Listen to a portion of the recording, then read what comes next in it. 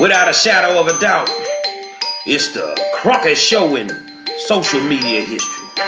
I want to welcome you to another episode of the War Zone. I got my good friend sitting in, Donovan Sadiq, the Queen, Demetra K, and you know who I am. I'm the 5-star general.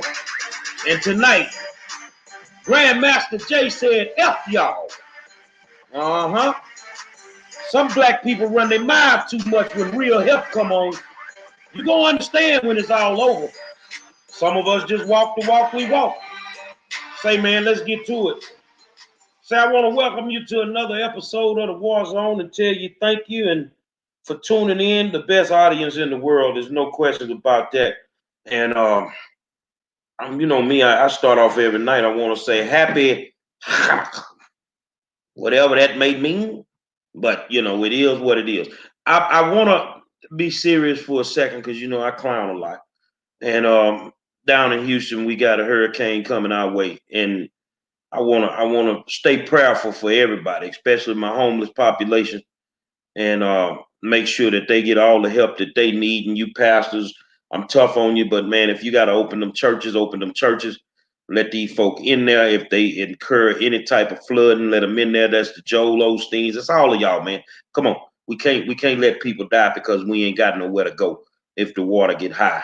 And you know, make sure that you watch incredible news sources because some of these weather channels don't have a clue about what they are talking about. They don't have a clue about what they're talking about. So I want to say that. And on top of that, I told y'all your worst nightmare would be, especially for election season, if a hurricane came through this place before the election.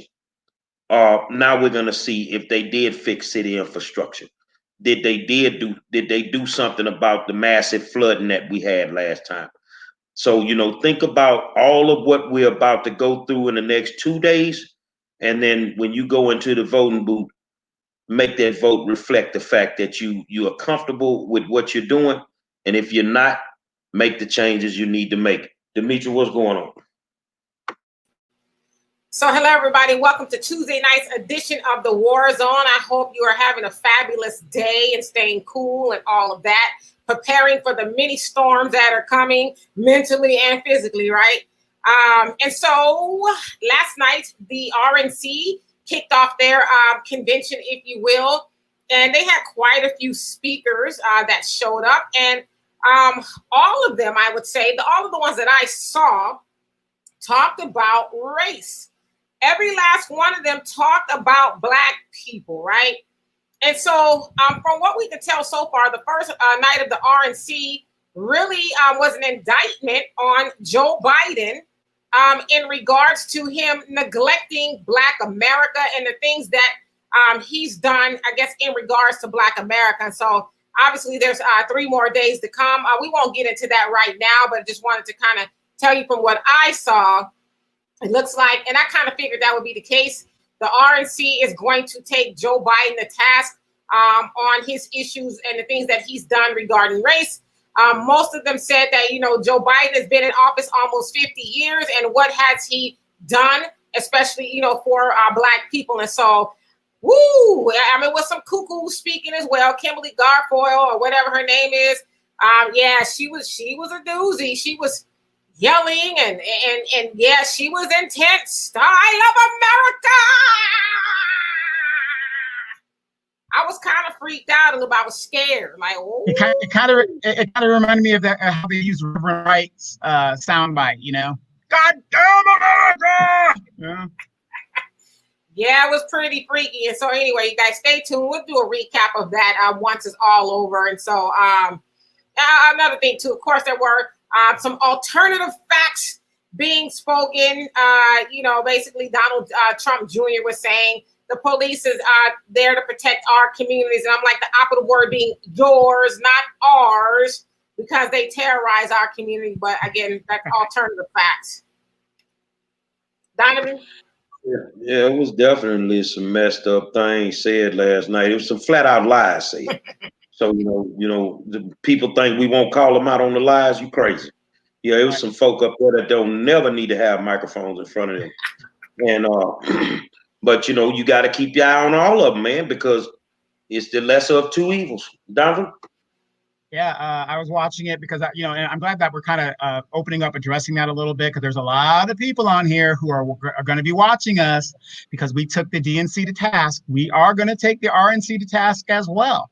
So don't think that we haven't forgot it. We got other news topics going on, but I just thought it was looking at it, I was just like, wow, what did I say about the Democratic ticket? It's a bad ticket because you have a Hillary 2.0. They're going to go and eviscerate his past 47 years in government. And that's exactly the playbook that they did. What has he done for Black people in 47 years? Nothing. And that's what they're going to knock that out. Kamala is next. This is why I say this is a very bad ticket. But for those that are watching, we are going to be doing a recap on the RNC. And also today, I forgot the young man that was shot up in Wisconsin. He went back into surgery as Benjamin Crump was doing the press conference. Of course, the same old, peaceful and doing all this. I mean, we've reached a boiling point, people. And as I waited all day, just about, almost no statements came out from the CBC. I think they just came out with a statement a couple of hours ago. And, Joe Biden, all these other stuff. Is he going to repeal qualified immunity? Joe Biden is not for qualified immunity. He wants to give police more money. And you guys expect us to vote for this ticket, this Democratic ticket that is shooting Black people down in the street and not saying anything about it. So, You know what I saw, and people act like, well, folks didn't show up for Trump in Tulsa. Ain't nobody feeling Trump. You would have to multiply the viewership from the DNC 4 to 5 times to have the viewership of the RNC. So if y'all think ain't nobody gonna vote for that man, you crazy. You crazy, man. Ain't nobody watch the DNC. But the RNC, it was over the top, man, with viewership. I'm just going by the numbers. And I would also say, too, that from my take of both the DNC and the RNC, they both used a lot of fear and scare tactics to their base and other people who are not in their base. They tried to freak everybody out. So I think that's part of that's within both of their playbooks. Also, Tim Scott, he told the story of coming from nothing to something and talked about how his people, their beginnings in South Carolina as picking cotton and things like that. And one of the things I kind of thought was funny, not, like I doubt it, but he says, we've come from cotton to Congress. I was like, okay, that's interesting. That'll probably be on a t-shirt. But anyway, let's go ahead and get off into our topic, right? So Grandmaster Jay of the NFAC, not fucking around coalition, their words, not mine. As you guys know, they are some sort of a militia, if you will, Black militia of Black men and women who carry guns, arms. They are fully armed to the teeth, and they go here and there to present a presence, if you will, in problem areas like Kentucky. They also went to Stonewall Mountain, calling out the KKK and was like, "Hey, here we are. Where y'all at?" So they show up. Like Batman, when the bat signal goes on, when things happen in our community, they are starting to show up. It is said that there is thousands of them worldwide, as a matter of fact. But anyway, you guys, if you've been following news as far as Grandmaster Jay is concerned, some people have accused him of, being an agent. He's friends with Trump. And in this video is a small snippet of a longer video where he's just fed up with some of us as Black people. And so I'll go ahead and play it so you guys can get an idea of how he feels.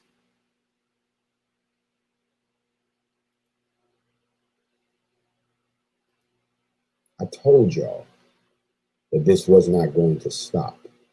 I even told y'all that the only way that it was going to stop is if they saw a viable threat or a viable opposition that they did not want to deal with. I told y'all that, but don't listen to me. Remember, I'm an agent. Remember, I am I support Trump. What's the other one? I'm an agent provocateur. I'm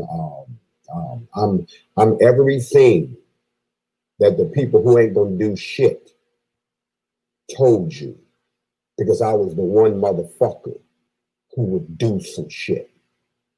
And on this morning, while y'all sitting around agonizing over what happened in Kenosha, while y'all sitting around Twitter finger angry about what happened down in Lafayette, while y'all sitting around talking about you ain't gonna take it no more, something got to change. I want y'all to remember one thing.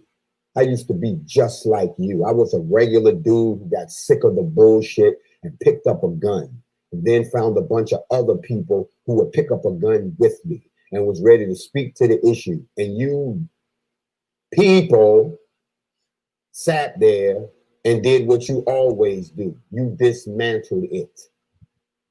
Now you got two situations in your face. And who the first person you calling? In fact, well, you can't have it both ways. You can't shit on the people that came to save you.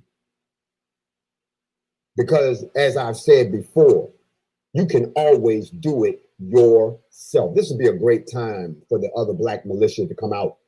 This would be a great time for all those other people that have so much to say. Okay, we'll shut up and sit down and won't say shit. Y'all take it from here. I told y'all. All right. And so as y'all see, he's pretty pissed off, right? He's pretty pissed off because, as he says, you know, people do a whole lot of talking, but they ain't gonna bust a grape, for a lack of better words, is what he's saying. Let me see here. Hold on 1 second. Bear with me.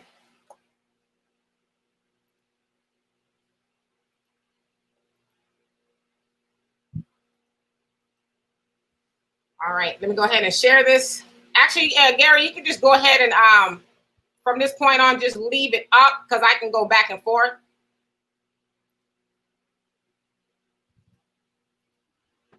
All right.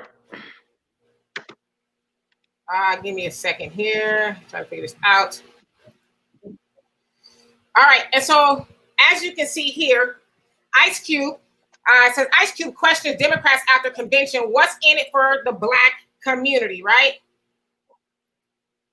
So this is what he says. He says, so over the last 4 years, the Democratic Party held their convention, Cube began. Lots of people getting up there and talking, and everybody really eating it up, throwing their hands in the air like they just don't care, damn near. What I didn't hear is what's in it for us? What's in it for the black community besides the same old thing we've been getting from these parties? What's in it for us for real? Okay. He says, I didn't hear anybody mention the contract with Black America. That's his contract, you guys. And I don't know why, because it's one of the most comprehensive reform documents that have come around in a long time that could really address the problem. He continued, the way it looks, they don't really have a problem. Everybody talking about get Trump out, get Trump out, get Trump out. If you vote, that's going to happen on the first day. So now what? Trump's out. Now what? What do we get in the first 100 days? That's what we're trying to figure out. What do we actually get that they could give us like overnight?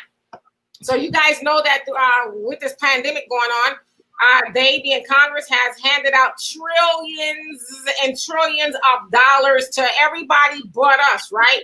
And so he's basically saying, okay, we can do that, but what? And so the point that I'm bringing up with Ice Cube is, you know how many people that I've had a conversation with online that ask things like, well, what is Ice Cube doing? What has Ice Cube done for black people? He ain't even doing this, and he ain't even doing that. And I said, well, just because you don't see it online, that don't mean Ice Cube ain't doing nothing for the hood. And Gary, you made a good point the other day about Ice Cube saying that, you know, nobody gave him anything. Ice Cube is self-made. He like struggled like the rest of us. And so people want to know what he's doing. Me personally, I said, and Gary, I was on the phone with you that morning. I go to the park sometimes as I'm walking, handing out sandwiches to homeless people, But I don't tell people about that because it's not really for people to know. But my point is, people want to drag Ice Cube. Oh, he ain't doing that. Who said he was supposed to be blah, blah, blah. Okay, one more thing here. All right. So this is Marcus Garvey, and he says a race that is solely dependent upon another for its economic existence sooner or later dies, right? And so the point that I'm making to that is Marcus Garvey, who is, the father of Pan-Africanism, red, black, and green, RBG, and all of that, black nationalism, he was the one that was saying, up you mighty nation, accomplish what you will. Marcus Garvey started the UNIA. He had the Black Star Line, which was a big giant cargo ship that went back and forth to Africa that was, really creating businesses. And he had newspapers. He had like 3 to 6 million black people worldwide. Now, this is the 1900s, early 1920s that he was doing these things. And you know who took him down? It was one of us. It was 4 FBI agents. One of them was the first black FBI agent known to man, right? They call him Agent 800. He infiltrated the UNIA and basically came out and told J. Edgar Hoover, the Black Star Line is defunct, is going under, and Marcus Garvey and them are still trying to sell stocks. And so J. Edgar Hoover built a case, and Marcus Garvey ended up going to prison for 5 years, doing 3, and they deported him back to Jamaica. He died in 1940, and I think he was early. I don't know what that is. He ended up dying and having from 2 strokes. And the point to me bring that up is it's always one of us, right? It's always one of us that wants to tear down somebody who is trying to uplift us, who is trying to help us. And so I understand that of Grandmaster Jay. I understand the frustration of Ice Cube, and definitely what Marcus Garvey went through. Like I said, the man had 2 strokes and died at a very early age, probably due to being heartbroken by his own people, right? And so we're going to have a discussion about what it is we can do to stop being effing haters and get along with the program so that we as Black people can do as Marcus Garvey asked us to do. And that was, up you mighty nation, accomplish what you will. You guys, you have the floor. Grandmaster, I'm not the biggest of a fan of his because, you either got the shit or get off the pot. That's how I feel. But I can relate to what he feels. When I showed up on the scene and I got to throwing money at the school board and ranting and raving and doing the things that I do, what people couldn't see was the private meetings that I had. The things that were able to be done in those private meetings. And I got called everything under the sun. Yeah, I'm going to call it out right now. My own alumni base thought I was a crazy ass Negro. I didn't know what I was doing, nothing. But here's my thing, and this is where I felt him so much on this, is that before he showed up, wasn't nobody doing that. So how you gonna tell me wrong? When I showed up, wasn't nobody doing what I was doing. It's gotten to the extreme where I've had to file lawsuits because these people tried to take my voice away. And people just ran around. Oh, he got kicked out the school system. Well, guess what? I wouldn't take it to your Black Girl Magic courtrooms with the lawsuit. I took it to a white federal judge that I knew had to stand up for the Constitution. But at that point, I made a decision. I'm not representing these Negroes on some levels no more. They are so ungrateful, it's unreal. I feel him. And then you want to call them coons, we agents, we this, we that, but we do the work that your ass don't do. I just jumped off a plane. But I get to be in Houston for 2 days. And then I got to go to Lafayette, Louisiana, because a good friend of mine called me. Man, we need you down here. See, I'm everywhere else except where I should be because I'm not valued where I'm at. But the one thing I liked what he said more than anything in that whole video is when the shit hit the fan, y'all know who to call. You will talk about us like dogs. But when the shit hit the fan, you know who you got to call. But like Grandmaster, welcome to the club, my brother. Some days we just ain't going to pick up the phone. So I feel him on what he said. Because these are some ungrateful Negroes in 2020. You know, the funny thing about what is going on, it's like what's going on right now with this latest sets of shootings. They roll out the same old playbook, get the mom out there to call for peace and all this stuff like that, but we don't get a chance to question our elected leaders. We don't get the call. I mean, Demetra and I have been called, well, me especially, all kinds of stuff. And what are you doing? I mean, it's the same playbook all the time. You don't necessarily have to know what somebody's doing and, for them to be validated. The revolution is not going to be televised. But now we've been calling out police brutality. We've been asking the Democratic platform, what are they going to do about the race shootings and all that other stuff? Oh, we just got to get Trump out. We got to get Trump out. 2 more Black men have been shot. Many more will be shot coming up. Maybe if we tell the Democratic Party, you know what, until you guys start putting legislation and getting it through, you just won't get our vote. And that's what we've been trying to tell you. It's chess. A pawn is a very powerful piece if it's moved intelligently. But we got to vote Democrat, right? Even if it's symbolism, because you guys love symbolism. Yeah. Nancy Pelosi should have been on TV talking about she is going to propose legislation to deal with police shootings and all that other stuff and just let it fall where it falls. But she's not even going to do that. But we're still supposed to vote for a party that supports the KKK, has long supported the KKK and all kinds of stuff. They were, they were for slavery and all this other stuff. And you wonder why you've got a Jerry Monroe, you've got a Demetra K, and you've got a Donovan Sadiq, and you got a war zone.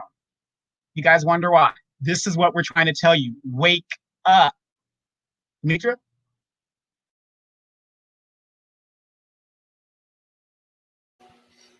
So actually it's time for a commercial break. And we'll be right back. November 3rd, it's election day in Harris County. It's time to do something different. 127 Civil District Court. Say, man, walk in the voting booth and rock with the 5-star general as we vote for Niall Copeland. 127 Civil District Court. Say, man, it's going down November 3rd, election day. Tell them the 5-star general sent you.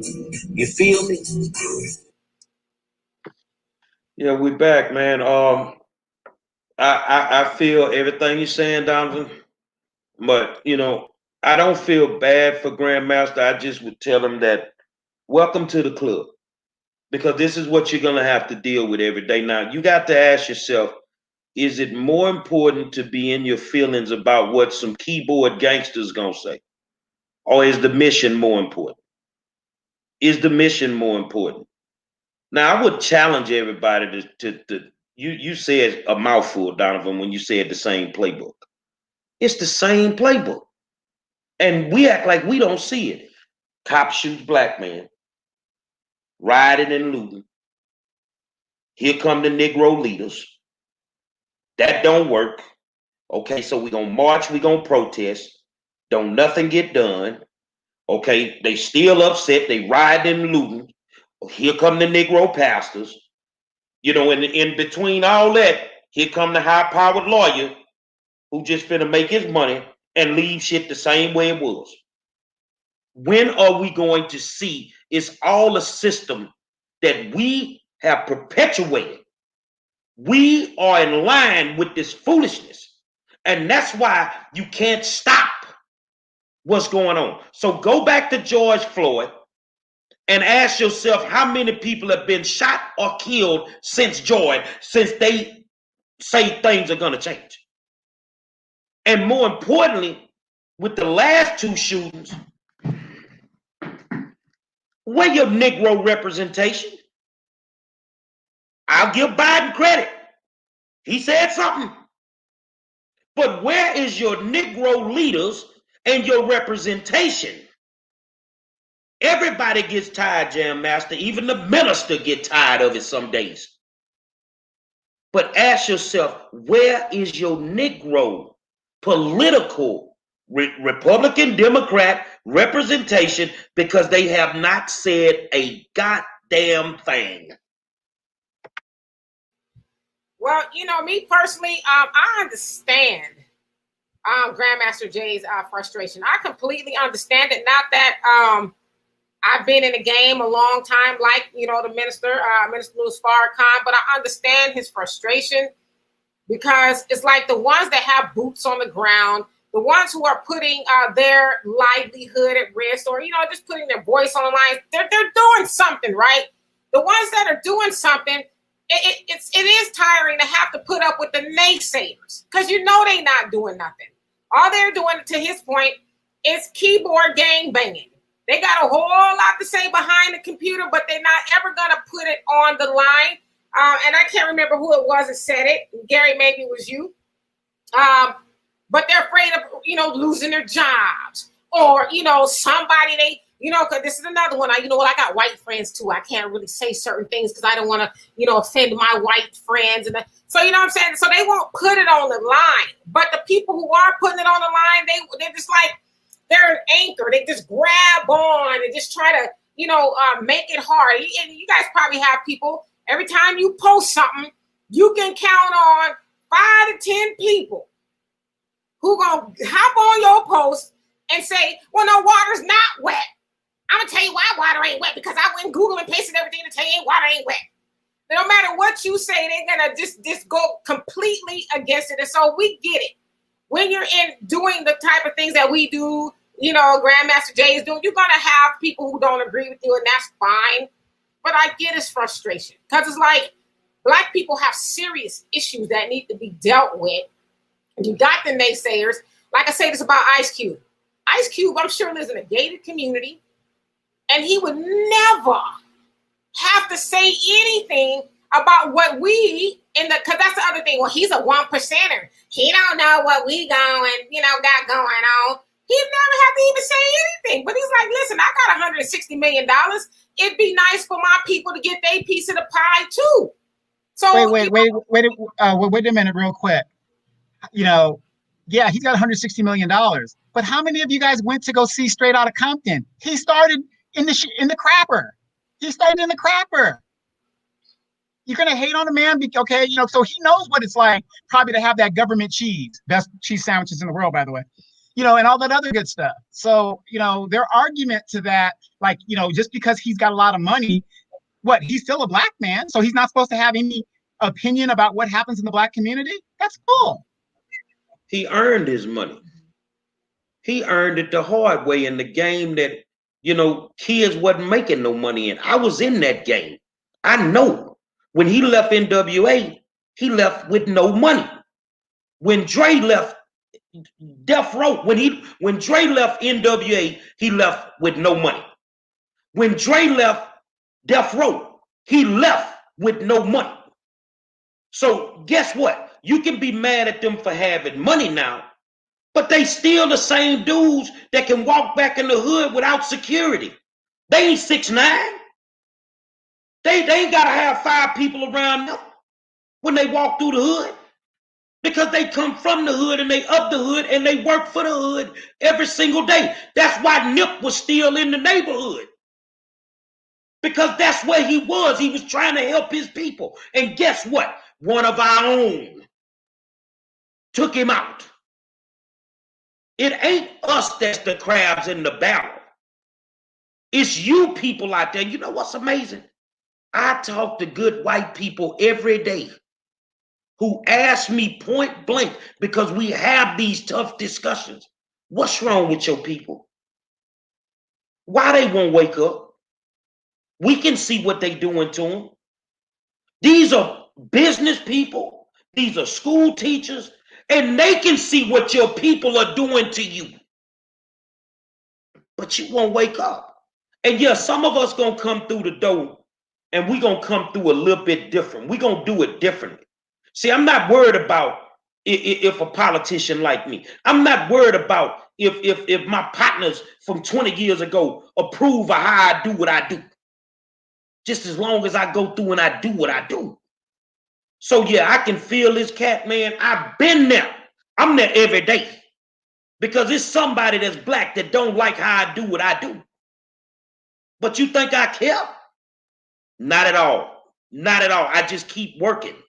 And what I've decided to do, where you don't want the help, I'm not going to bring the help. Good people in Lafayette, man, you need a home cooked meal when you come. Shit, y'all cook down there for real. I ain't turning down nothing but my collar. Well, man, they paying you to go down there. Ain't nobody paying me to go down there. I lived in Lafayette. I know the atmosphere. I know the temperature in that place, man. And that's why it's important for me to go. And honestly, who asked me to come?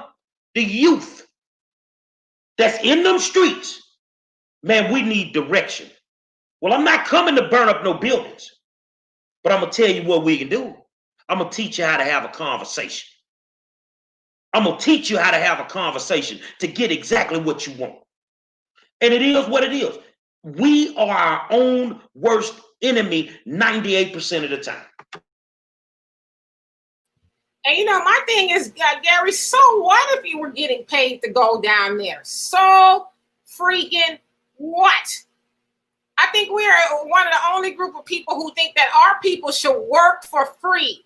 Our people should give all their time, energy, talents for free.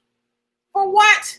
Why should we do that? I don't think you ever need to be apologetic about somebody paying you to come down there and help out, even if they were. I know they're not, but what if they were? So what?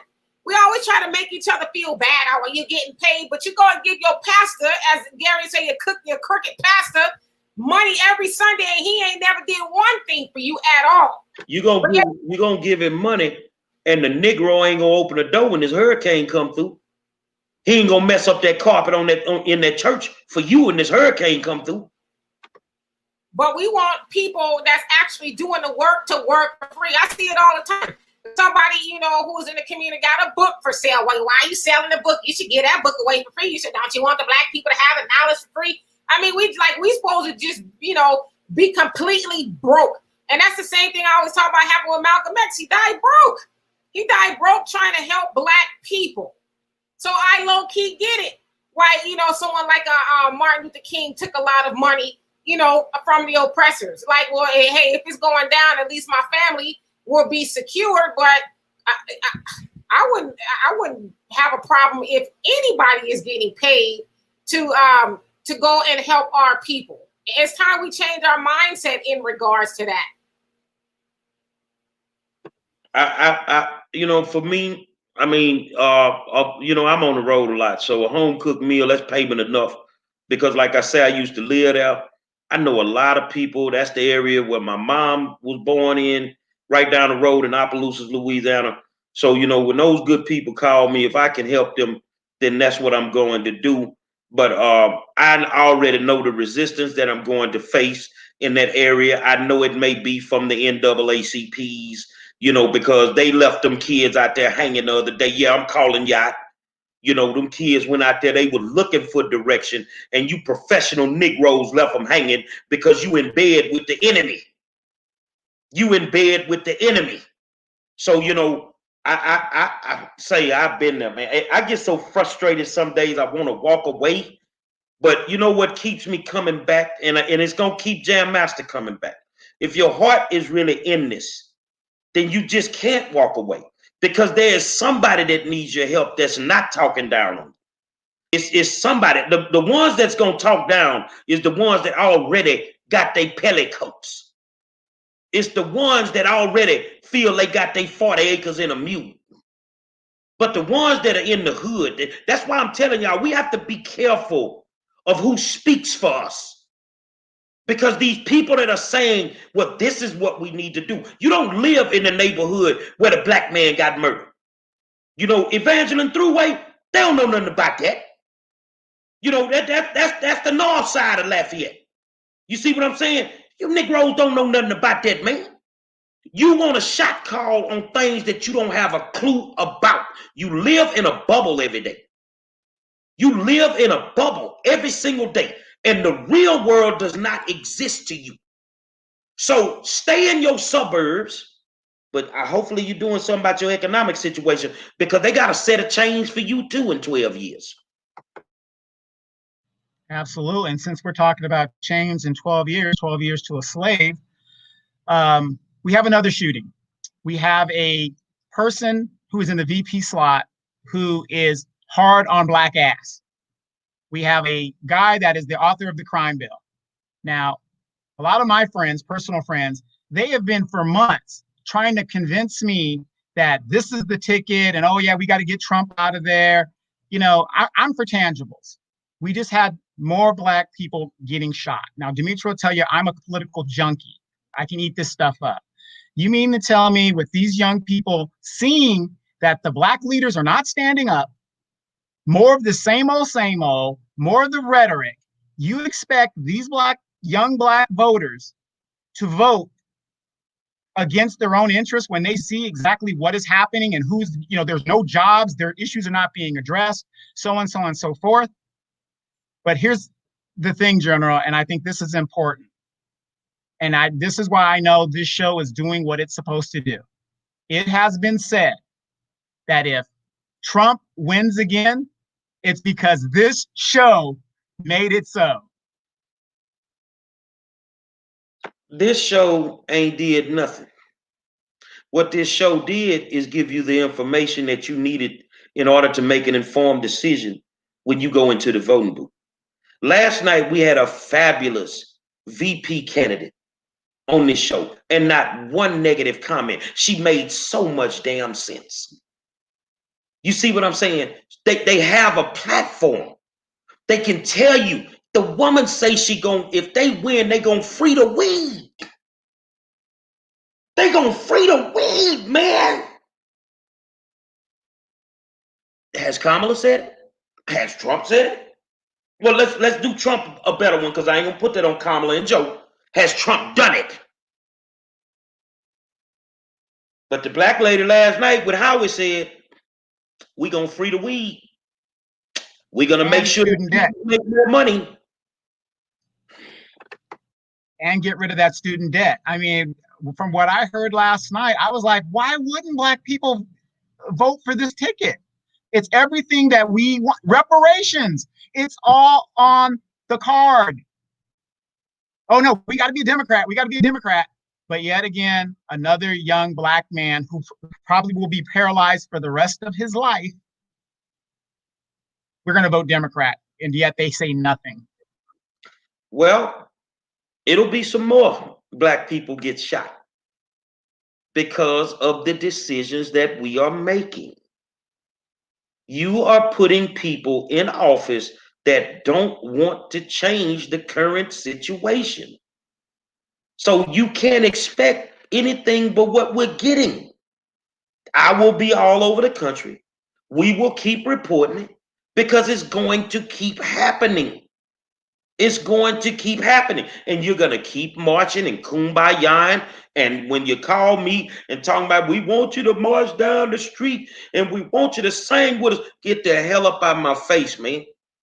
Now, if you really want to solve this here, let's sit down and have a conversation.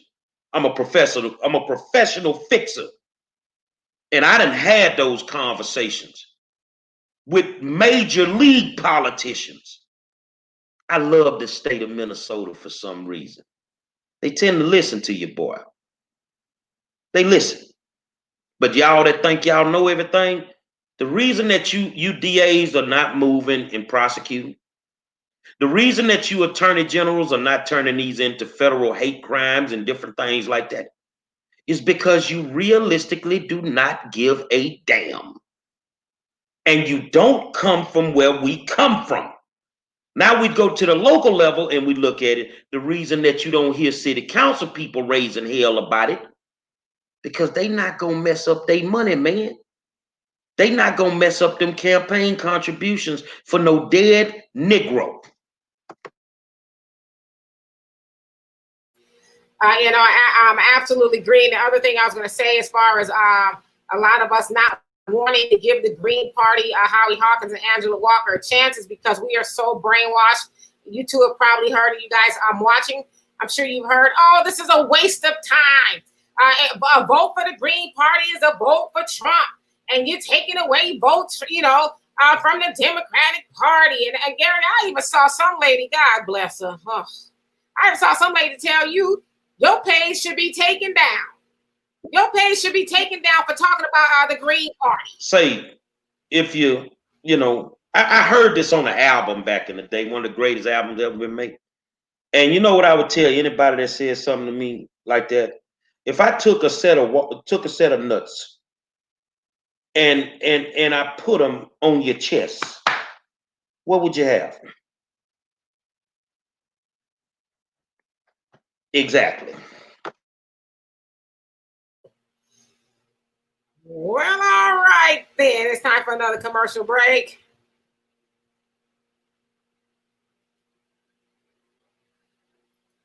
Say, man, it's the 5-star general live from the war zone, and I need you to rock with the candidate that the war zone is endorsing, my man David Newell, Judge, Criminal Court of Appeals, Place 9. The definition of insanity. The definition of insanity is doing the same thing over and over again and expecting a different result. So when you go into the voting booth this November, make sure you know who you can count on.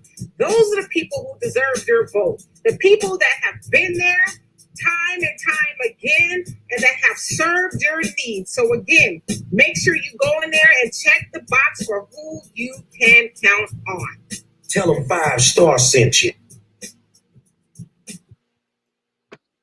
Yeah, make sure you vote for Judge David Newell, good guy.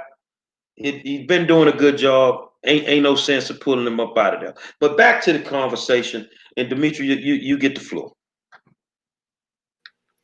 Yeah. I mean, no, so absolutely. I mean, it's just I get it. We as Black people are we're just conditioned, right? We are preconditioned to as we would say, hate on each other. We and like progress is like kryptonite to us. We see somebody who is in pursuit of progress for Black people, Black liberation, just anything. And then we tend to just glom on with all of our negativity and all of our self-hate until we all end up with absolutely nothing. As you guys hear Donovan say all the time, Black people, we are less than 12 years from being a slave. Now, where does the 12 years come from? Because you guys are probably like, what the hell are they talking about? Well, Andrew Yang, when he was running for president, he said that Black people have less than 12 years before they are out of wealth due to a whole host of things. One of those things was artificial intelligence, AI taking over, and a lot of the service industries, like, warehouses and many stores you go in, you can self-checkout. That's AI, right?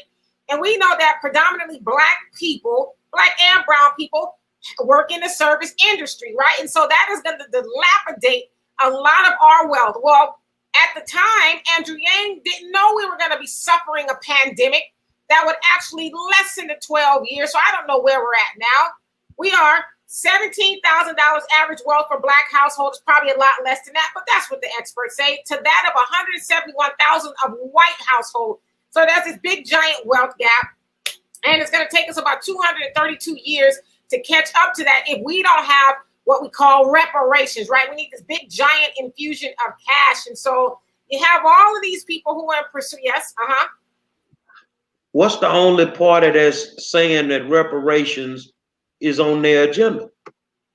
Oh, the Green Party. So far, the Green Party is talking about reparations. We've heard, we haven't heard Trump really say anything about it, but he is against it, because most of his party, the Republicans, are against it. No surprise there, right? Well, we know that Joe Biden and Kamala are against reparations. Now, I've seen a lot of you Negroes say, well, go to his Lift Every Voice plan. When he talking about doing something for Black people. And it's like, I've looked at the plan, and yeah, he's talking about doing some things, but in essence, he's talking about spending all reparations for us. He wants to do more gun control. He wants to do more policing. Him and Kamala both are pro-police, and as Donovan and Gary said, we have watched 2 Black men within the last couple of days be gunned down, one 7 times, and he may not ever walk again. One shot 10 times as they were both walking away. It's clear homicide, right? And so these are the things that Joe Biden and Kamala are talking about, but they're not talking about, well, hey, you know what? We know you guys are going to be out of cash in less than 12 years. Let's go in there, fight for reparations, right? We're supposed to be Kamala's people, and she our people. She our black people. She's supposed to be representing. She, all that with the sorors and, all of that other stuff. She our people, but she don't want to see her people actually get what we need, right? They're talking about a whole lot of stuff. Yeah, they're talking about housing for black people and, creating these jobs. Well, my thing is this. Joe Biden has been in office for almost 50 years, right? 50 years. Why are you all of a sudden talking about doing it now? Why haven't you done any of that in the 50 years that you have been in Congress? Let me tell you another thing before I give y'all the floor. Joe Biden says that anytime he's run for office, Senate in Delaware, that he has gotten, I think he said 90% of the black vote. 90% of the black vote has gone to Joe Biden every time he is run. So don't you think that makes him a little complacent when he comes to us as black people? He's like, I've been in office almost 50 years and I have not had to deliver those Negroes not one tangible, and they're almost to the tune of 100% vote for me every time. So ain't nothing's going to be different when they send me to the White House. I see that we got some trolls here. I just deleted one to tell me whoever that is. And I'm going to put the comment up. Sup, bro? You still trying to buy that pound of herb we talked about? See, this is what I'm talking about. We're having a serious conversation.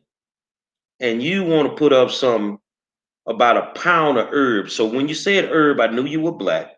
Secondly, if I was in the game, I'd never buy a pound of herb from a black man. I would only get it from a Mexican or a Colombian. Let's get that straight. Thirdly, on my mama's deathbed, I walked away from the game. So if you're trying that, try something else. But more importantly, be careful what you do with them IP addresses, because I'll pull up. Exactly. So, but at the same time, as Demetra was saying, the Republicans are no better. But see, here's the difference. And I hate that whataboutism. We got to stop with the whataboutism. We know where the Republicans stand. That is no secret. We know where they stand. Okay. They ain't trying to get the black vote. They ain't going out their way to get the black vote. But we do know this. On my page, last couple of days, I've been debating other people and stuff. And they're just adamant that I have friends that told me that it is our duty to get Donald Trump out of office. And I'm going to say that is not true. Everybody has the choice to make about what they're going to vote. We didn't put Donald Trump in the office, so it's not our responsibility to get him out. But if you want to do that, you're more than welcome. But every time, have you guys noticed this? Every time an election comes up, it's a pivotal year. The black vote is you got to get the black vote. I mean, if the black people don't vote this year, it could be curtains. Every time. And it is. Let me say this to the Republicans. I talk to Republicans just as well as I talk to Democrats and independents on a daily basis.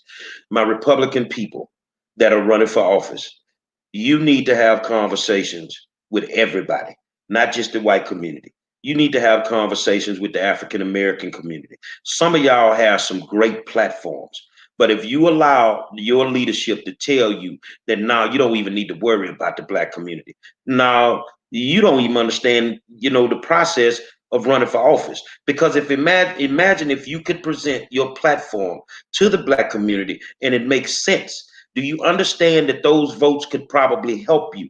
I'm telling you to have those conversations with independents like the Green Party, have conversations with the Republican Party, have conversations with the Democratic Party. You're going to find great people in all three of those parties. You're going to find good people that have good platforms.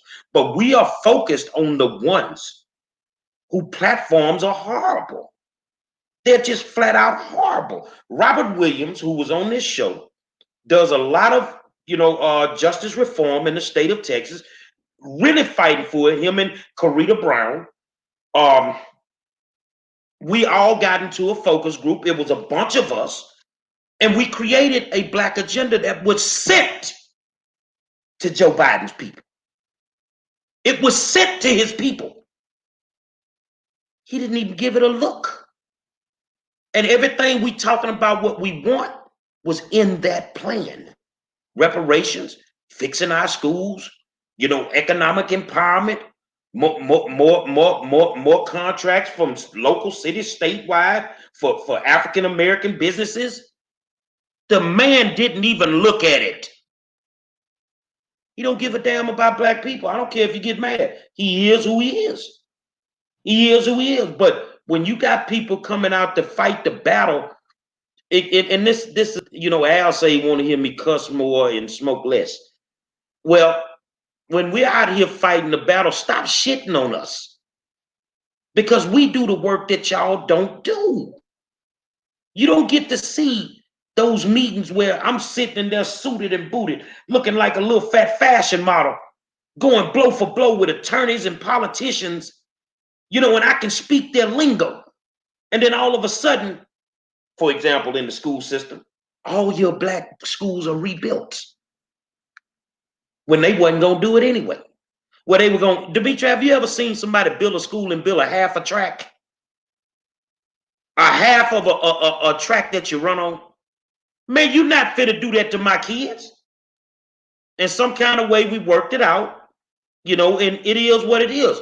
So at the end of the day, man, we got to have the conversations. But I'm telling the Republicans, present your platforms to some of these people, and then you will see that these people are not the devil. And some of these new Republicans, they were Democrats, and they got sick of it.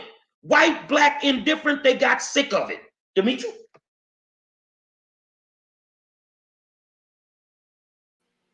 So last night, you guys probably saw and heard a black woman by the name of Kim Klacik. Donovan is frozen. A black woman by the name of Kim Klacik, and she spoke, and she's like running for, I guess, Congress. I think it is for city of Baltimore. Elijah Cummings' old seat, I guess.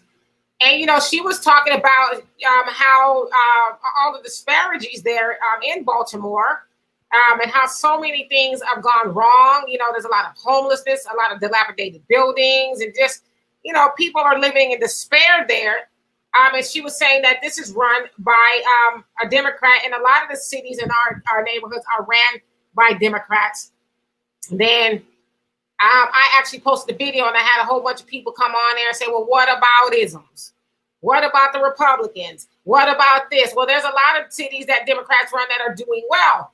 And I said, you guys have missed the point, because black people overwhelmingly vote Democrat, and we keep voting for oppression. We keep voting oppression in as things continue to get worse, and all we do is complain instead of listening to somebody. Now, I don't know all about Kim Klacik. She seems like she's on the up and up, but that's what people want us to see, right? But why not give someone like her a look?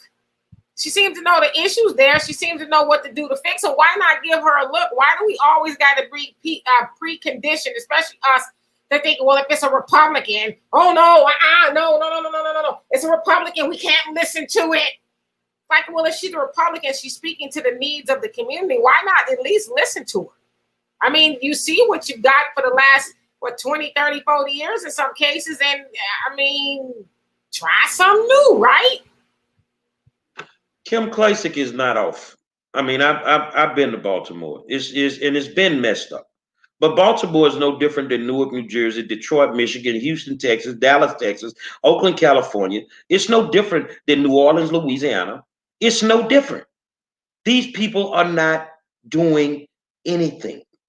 You feel what I'm saying? And the thing is, we didn't need a pandemic for Houston to be messed up. It was messed up before the pandemic came. It was messed up before the pandemic came. So I'm not going to entertain you know, conversations from people that when you speaking the truth, they got to go to the Republican side. Well, what about the Republicans for this? What about the Republicans are not responsible for your areas. The Democrats are. The Democrats are. And this is the reason that you keep having these shootings. Think about it like this, Donovan and Dimitri.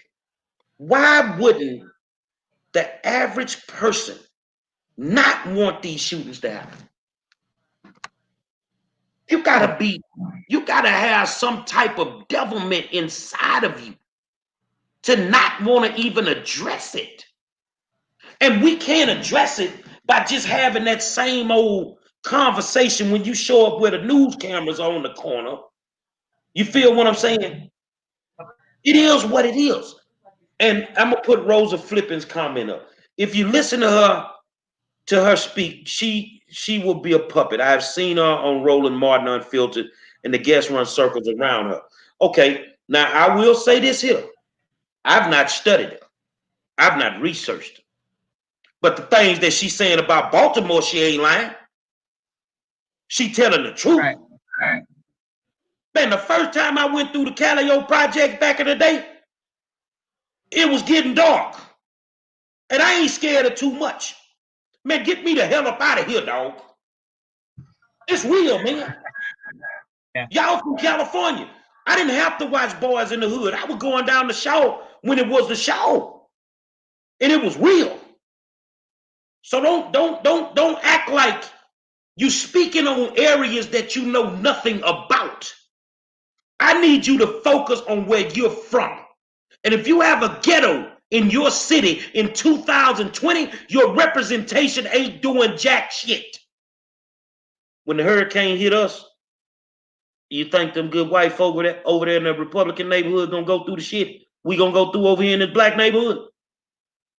Hell no. Hell no.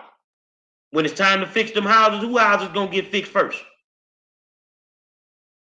But you do not want to accept the fact that your black representation is flat out garbage. And some of them ain't nothing worse than garbage except the juice in the bottom of the bag. And some of y'all ain't nothing but the juice. You're stinking and you're funky.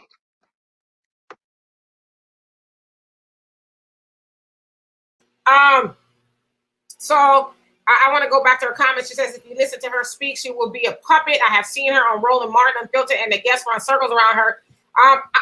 I watch Roland Martin sparingly. You know what I mean? I don't really get too far off into Roland Martin because Roland Martin is a political bot hack. He is so desperately trying to get back on the payroll of them good white folks. As you guys know, they put him off CNN, and he got let go from what is it, TV One or whatever it was, and he's been, you know, shelved on YouTube for a couple of years now. And so he is going to do any and everything the Democratic establishment tells him to do. And so I'm not surprised that he, and I haven't seen it, but I bet you any money that Roland and his guests were probably low-key disrespectful. If you guys saw the job that they tried to do to Dr. Umar Johnson, that was like a debate for the books, right? They thought they was going to get on there and embarrass him, and actually Dr. Umar ran circles all around every last guest on there. And so it doesn't surprise me with something to hear something like that with Roland. He's bought and paid for. He is a bought and paid for Negro that will not let a new school of thought permeate the mind of his audience, because most people who watch somebody like Roland, they're already on the Democratic train. You know, they're going to do exactly what the song. Of course, they probably got her on there and, you know, was just, as you said, running circles around her. I don't doubt it. Well, I'm gonna go to bat for him a little bit because I know him on a personal level. Actually, I'm blessed to say I walked the hallways with this young man when he was a youngster at Jackie A. Senior High School. I actually walked the hallways with one of his bosses, D'Angela Proctor, who's still with TV One. Now, Roland has his black moments and Roland has his white moments. I'm gonna just say it because I got love for him and he can respect that. But the thing is if Roland, however, you know, gets to a certain level again, they're gonna automatically say Roland sold out. They're gonna automatically say he sold out. Well, what has Roland done? Roland does a lot that you don't even know about. Roland wanted to invest $1 million into a black school where he came from, and the goddamn school district told him no. At that point, Roland said, "Fuck it, I'm tired. I'm not gonna keep doing this." For example, I'm really kind of where Jam Master was, Demetri and Donovan. You know, you hear people drag Quanell X all over the ground. But who y'all calling right now for that baby that got killed the other day? You calling Quanell, huh? You know Quanell can get that information, huh? Be careful. We all got issues. Roland got his issues. Monroe got his issues. Jam Master got his issues. But some people are just frontline soldiers. You feel what I'm saying? And you have to respect them frontline soldiers, because it's scary when I think about it, because I started listening to y'all too about the 12 years. And hold on a second. Let me go back and look at this, see what these people talking about, because, you know, I really don't know them that well. So I went back and I started looking at them, right on the money. Oh, I'm not finna be in no chains in 12 years. So when the information is presented, absorb it. Absorb it. We need to fix a lot right now. And all it is just waking up and understanding who is the devil in this game. You got two of them. You got two of them, but you can't figure out who's actually doing anything for you. Well, if you can figure out which one doing something for you, let me know. Because where I see it right now, sing it with me, they ain't doing a goddamn thing. Donnie, before you jump in there, I want to say this. Let me just say this really quick. Yeah, so Roland may be a good man, but I'm gonna tell you, I don't really like Roland much. And I know a lot of y'all from Houston. He's from Houston too, and that's y'all do. But you know, Roland also took he had a problem with new black ass media. He don't like new black ass media. Basically, media like this or other black media outlets that are speaking things. He was highly disrespectful to new black ass media. Doesn't want any other school of thought in but his. And so that's why I'm standing on 10 toes in regards to that. Now, I never discounted anything that Roland has done or he is doing, but I know how he feels about real liberal black thought. We all know that Roland is on a Democratic payroll. I mean, he tried it the other day, but then somebody tagged me in it. Oh, you know, y'all need to vote for Joe because of this. Y'all need to vote for that ticket because of that. It's like, well, all right. For those who want to do that, that's great. But like I said, he's disrespectful to black people who don't think like him. And so, Donovan. Well, I was exactly going to go on the Roland Martin tip, because the new black media, that was the media that canceled Kamala Harris' presidential bid. And he was the first one talking about, oh, this is the chick. This is the one we got to get up there. She's, the butter biscuit gravy. And, hey, we got to go with Kamala. And when everything was exposed, I mean, now he's a journalist. He's from Houston, and, that's all good and great. But his journalistic integrity wasn't there, because how could we find this information and he didn't mention it at all? We just got to vote for her. She's the one. Da da da da da da. And then he got exposed, and then he just started crapping on the new black media, but yet he's on the same platform that we all are on. So that's where I was going to go. Well, new black media counts. We wouldn't have to do it if they would tell the truth. Regular media, if you were out here telling the truth, then we wouldn't have to tell the hard truth. And as somebody just said, the truth is not beautiful. It's not beautiful sometimes. I'm sorry, but it's just the truth. But I think that in this world that we live in, we could take some messed up truth better than we could take a BS lie all day of the week. You see what I'm saying? So if anybody doesn't like new black media, you can't cancel us. What you gonna do? Me too. Y'all out there that got a problem with it, you can't cancel us. We have a voice now, and we're gonna keep telling the truth. And I want to say, real quick, Demetri, wait, and real quick, Demetri, how many of you guys remember when Hillary was running? Roland Martin got the interview. He got the interview. What questions did he ask? He didn't ask anything that addressed black issues and problems with Hillary. What did he ask her? What was the name of that dance? Can you wobble? He gets up on that talking about, can you wobble? but he's supposed to be the premier black news guy. And like I said, I'm not dogging him. I'm just telling you guys, this actually happened. This actually happened. He's a Democratic operative. Hey, I'm Roland, you can get your money, get your money.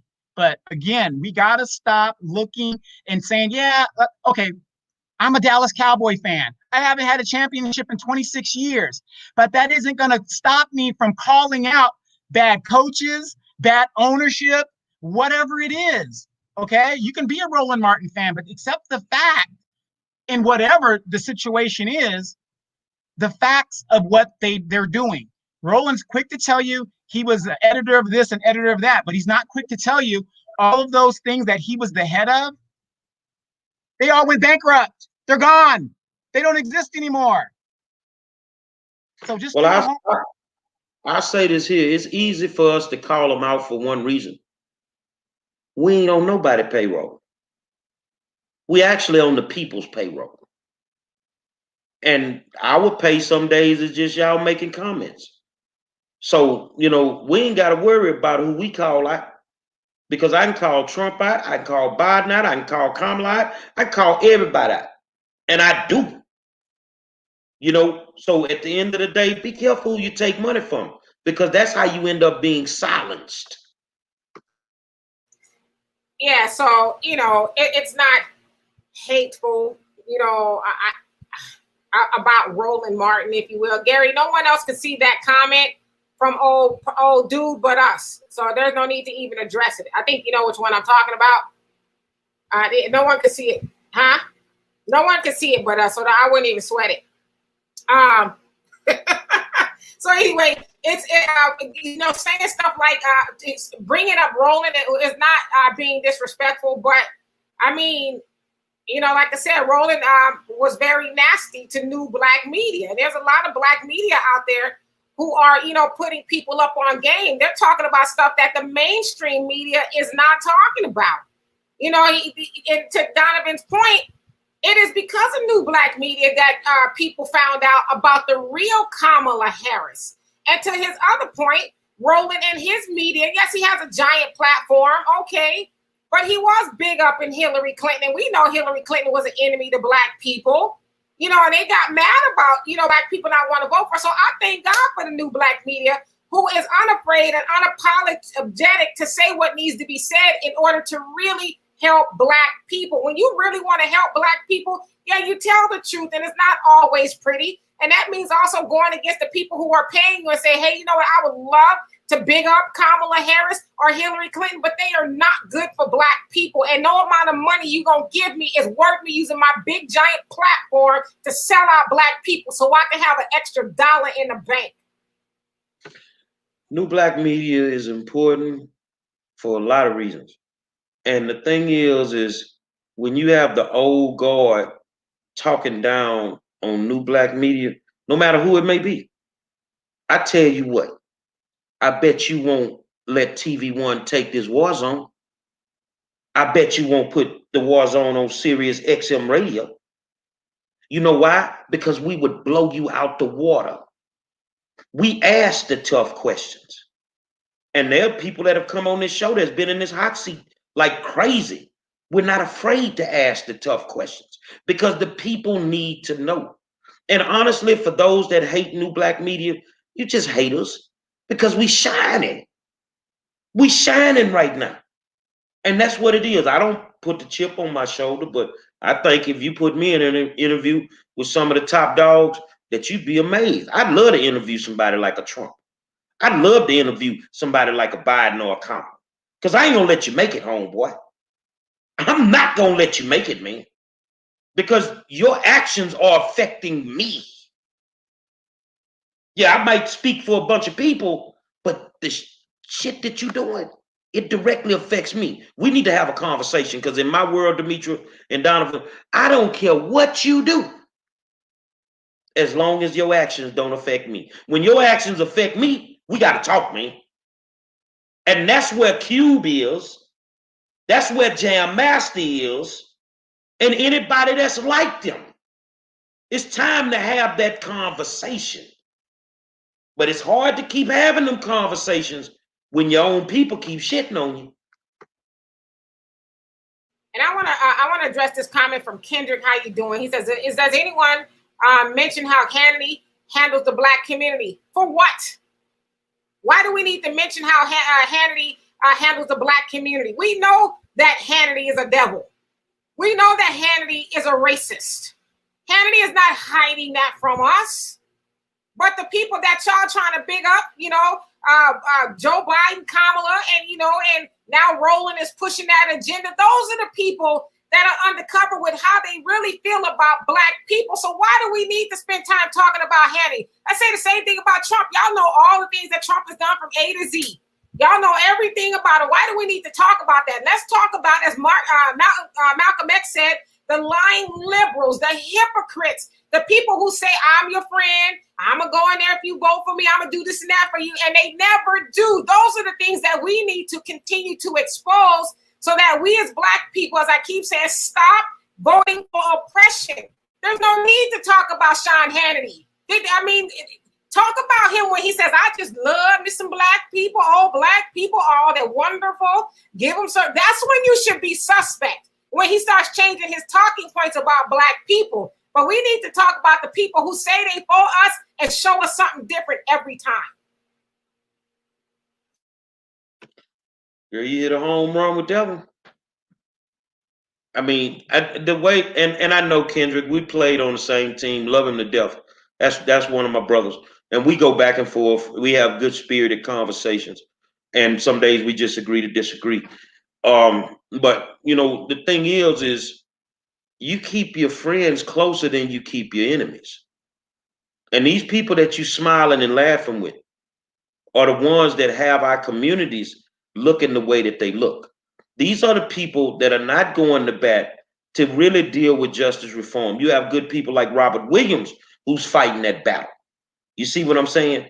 But the people that are in positions of power, the Democratic Party, that's toe up from the floor up, they ain't trying to address it, man. They trying to keep you dependent on the government. I don't care what you say. So, why, if they care so much about George, and I wish George family would stop letting these Negroes in these Democratic Party pimp them. Stop letting them pimp the memory of a good dude. These people ain't trying to fix these police shootings. But you rocking with these people, man. These people are not trying to fix it. Because if they were, where all the high-powered black politicians with my man that done died in Lafayette, Louisiana? Where all the high-powered black politicians, when the Black Caucus gonna say something about my man in Kenosha? Why does it take Trey and my son to go out to Georgia and sit in the middle of the street and go to jail on purpose? When you Negroes with the power, the stroke of a pen, you could fix these problems. Why you not battling? I would rather go to war with somebody and lose fighting to the death than to go to war with somebody that never throw a goddamn punch. It's not them. Stop expecting the Republican Party to do anything for your black ass. It's not designed or set up that way. Make your people do it. I also want to address Kendrick. He says, let's try holding them accountable instead of bashing them. Is it bashing or is it the truth? Why do we as black people have a problem when we speak the truth, or anybody speaks the truth? We want to deduce it down to bashing. We need to get out of that mind frame that that is holding somebody accountable by telling the truth. Bashing is, oh, they terrible, they ugly, look at their clothes, and that's bashing. But talking about things that have actually belonged to them, that's not bashing. That's telling the truth. And then you say, let's form a coalition. We discuss and make things happen. Well, what you waiting on? Form the coalition and invite us to the party. Like, we already are, between all three of us, Don't y'all know how much stuff we already got going on? Y'all say let's form a coalition or something like Marcus Garvey ain't tried to do that over 100 years ago. And look what happened to that. So we do it just like I want to call him Jam Master. Grandmaster Jay said at the beginning of the video, people do a lot of talking. Oh, well, let's do this and let's do that. What you waiting on? Like in our community, well, we need a leader. You the leader. We waiting on you to do something. Why are you waiting on somebody else? You form the coalition, give us an invite, and we'll show up. But to say, well, let's finally form one. You know how many people have tried to form a coalition with Black people and they ain't here to talk about it no more?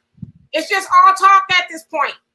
I mean, I hate to sound that way, but it's frustrating just to assume that, up until tonight, you're the only one to think about we need a coalition. Yeah, and just to add to that real quick, just real quick, because we're getting ready to go. You got to hold people accountable before they get into office. So if this person says, if you do this for me, I'm going to do this, we can't always wait until they get to office. Donald Trump is in office right now. We're trying to hold him accountable. Once they got the power, not really much you can do at that point. In every election, an incumbent is always reelected at about 88% of the time. Why? They've got money. They've got all of these things that happen. Again, 96% of all your congressional members are millionaires. Why is that? But I live in my neighborhood where the median income is about, what, $80,000, Demetri, $120,000 maybe at the most, median income in the city of Moreno Valley. But our congressman is a millionaire. How did that happen? So you can't always wait. You got to hold them accountable and hold their feet to the fire as soon as it's permissible. We're the masters, they're the servants. I love Randall Bivens' comment, as Mike Tyson said, everybody has a plan until they get hit in the mouth. Everybody got a plan for these police shootings until one of us end up on the ground. All of y'all know how to fix it until a man in Lafayette, Louisiana is on the ground. All of y'all know how to fix it until a brother getting in his car is shot in his back 7 times. All of y'all know how to fix it until a white man has his knee on George Floyd's neck on the corner of 38 in Chicago. In all actuality, you Negroes do not know how to fix it. You use these situations, just like these raggedy attorneys, as a means to line your pockets. And then you leave the real work for us in the community, the grassroots soldiers, to come behind you and clean up your foolishness, man. Grandmaster, I may not agree with you on everything, brother, but I agree with you with taking a step back, because let these Negroes get out here and get their license to carry, put their AR on their hip and walk into these neighborhoods and stand like you stood. You ain't gonna have that many. When I watched the thing today, I was landing and I saw the thing where my son and all of them were in Kenosha. No, they were over in I think it was where Brianna was.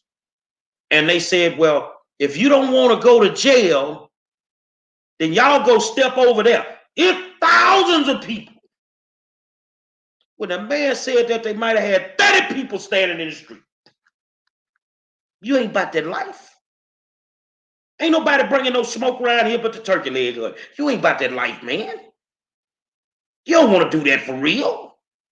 You don't want them cuffs on you. You don't want to battle that tear gas.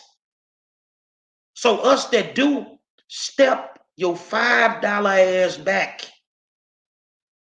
and let the real soldiers go to work. Final thoughts, Ms. Demetri. Can you find Janelle's comments about I'm gonna marry my cheating boyfriend? I got it for you. It says, I'm gonna marry my cheating boyfriend first, then after the wedding, we are going to address his cheating on me. All right. Yeah, I saw it. I just wanted him to put it up. So as he said, I'm gonna marry my cheating boyfriend first. Then after the wedding, we're going to address his cheating on me. And she was saying that in response to, well, let him get in the office first, and then we gonna hold him accountable. You know what you signing up for, especially in this situation. I love it as a perfect analogy. You know what you're signing up for when you marry a cheating boyfriend. All of a sudden you get married, the piece of paper gonna make him stop. Poof, the cheating is gone. Now you know goddamn well that ain't gonna happen. And the same thing is true when you elect these people to office. Listen, stop voting for oppression. Stop voting for oppression. Don't vote for oppression and be mad because you're oppressed. Well, no shit. That's all I got to say. Well, as I always say, doing the same thing over and over is the definition of insanity. We have the two people that are vying for the presidency. We even have a third party. We have a fourth party. You could even write your name in if you want to, or you can down ballot and just skip the election all the time. You've got 5 different options I just gave you, and it's all up to you which one you want to do. Black people are being shot down in the street once again. And I'm just asking you guys, because I'm an independent, I don't support Trump, I'm not a Republican. What is the Democratic Party gonna do about it? All I know from what I've heard from the Democratic Party is Joe Biden is the status quo candidate. If this is the status quo, I'm not going to stand for it. He doesn't want to pull qualified immunity. Oh, so let the cops just go by doing what they do and shooting down Black people, without any consequences. And Kamala, this is the crime bill guy, and you got Kamala Harris, who, if you're not from California, go look her record up. She was the most notorious and worst AG in California history and kept people in jail so that they can work in fire teams and just do slave labor for the prison industrial complex. I'm not voting for that party. I saw the Green Party. I like what they say. Go to their page. They have an answer for everything. I'm done. Man, sometimes you get what you ask for. That's what you do. You get what you ask for. So, you want to do a business, you want to do business with a snake, then understand there'll always be a snake. They'll never change. And that's who they are. I don't expect Joe to be anything, nothing but Joe. I don't expect Trump to be anything other than Trump. And that's what it is. So, but like you said, there is, in all actuality, other options you could look at. And tomorrow night is a prime example of another option that you can look at. As I said in the beginning, I'm going to close it with this. You guys make sure you got everything you need for this hurricane in Houston, in those areas, that Gulf Coast area. When them hurricanes come through, they normally destroy a lot. And, I'll stay prayerful for those good people, and we'll take it from there. But it's about options, man. That's all it's about. Say another spirited discussion. My man gonna pop back in before we get out of here. But it's the War Zone. True Black media, man. And we ain't going nowhere. I want to thank my co-host, my man Donovan Sadiq, the Queen, Demetra K, and I am the 5-star general. Options, right? Tomorrow night, we're gonna give you another option. Presidential candidate Jade Simmons is live in the War Zone. African-American sister that's going to blow you away. You better think about it. Until then, I holler.